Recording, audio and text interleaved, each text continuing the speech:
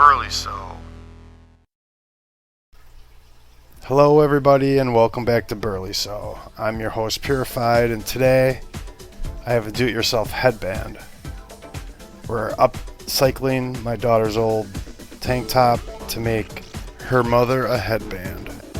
Alright, so you can see I've got this 12-inch grid here and it fits perfectly. And I'm just going to go ahead and mark it. I've got the bottom of the grid right on the bottom hem of the shirt. And just measuring up 12 inches. It's always handy to have some chalk, or I prefer Taylor's chalk. Marks very thin straight lines, you can see. So now what I'm going to do is I'm going to take my rotary cutting tool and I'm just going to go ahead and cut the top of the shirt right off, and we're going to use the body of the shirt to make our headband. So basically, cutting the top nice and straight, and we're going to open up this tube of material now. We're just going to take our scissors, and this is rib material, so I can just take my scissors and follow it in a straight line. You can lay out a line if you like. Ultimately, you can just trim the ends off, and I'll show you how we do that next. So yeah, this shirt was flared slightly at the bottom, and you can see the curve there on the right. And now on the left, I'm just squaring it up, and I'm going to do the same thing back on the right. But you can see how by the hem right here, I'm cutting that excess off, and now I'll have a nice rectangle to work with as I fold the shape of the headband. And I'm just going to basically just keep folding this in halves until it's about 1.5 inches to 2 inches thick, probably closer to 1.5 inches. Now as you're folding this, you don't really have to worry about the ends of it. You want to concentrate on lining up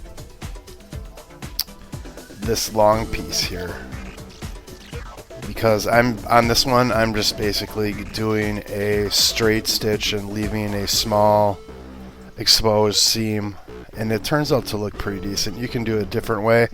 Normally on a different material I would go ahead and turn it inside out after I make a tube like this, so that you don't see the seam allowance. And now you can see I'm getting down to my last fold, and that's the thickness that I'm going to want this headband to be. It's roughly 1.5 inches, 1.25 inches. And now that I've got that, I'm going to go ahead and pin it up so that it'll hold its shape. And now you can see I've got a nice symmetrical piece of fabric that I can sew for my headband. So I'm going to go with the jersey needle. I'm going to use the 90. It's pretty thick material. Also, I have my walking foot attached. That's going to help pull the thickness through as I'm sewing. If you're curious on a walking foot, you can click the link here and go to one of my other videos that shows a little bit more about the walking foot. But you can see it's helping it drag it through, and I just continue sewing. I'm just using a straight stitch, and I'm getting a nice straight, even, nice on both sides stitch here. Right now we got it all sewed up, and I'm going to trim the edges off because we're going to go ahead and use an overcast stitch to bind up the edges and also make them workable for when we fold them over to attach them and connect our headband. That's the thickness trimmed, and we're going to go ahead and bind that up right now. I'm still going to keep my walking foot on. It's going to help get through this. And then the stitch that I'm going to use is an overcast stitch. That'll bind up the edges very nice and make it workable for connecting it to the headband.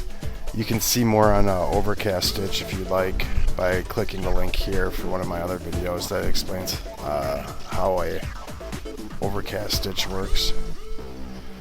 But now we'll just finish it up,